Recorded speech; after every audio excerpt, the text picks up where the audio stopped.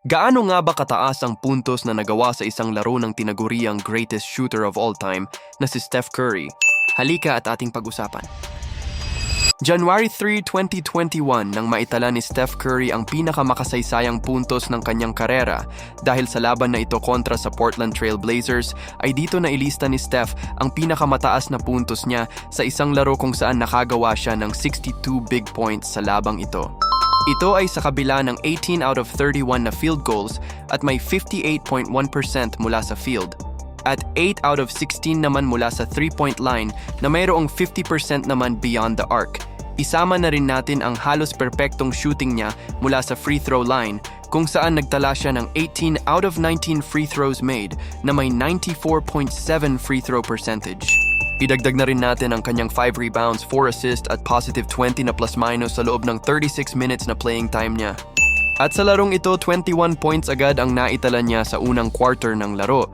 Dito ay pinakita niya agad ang kanyang pagiging explosive kasama na ang mga pamatay niyang deep threes at drives sa basket.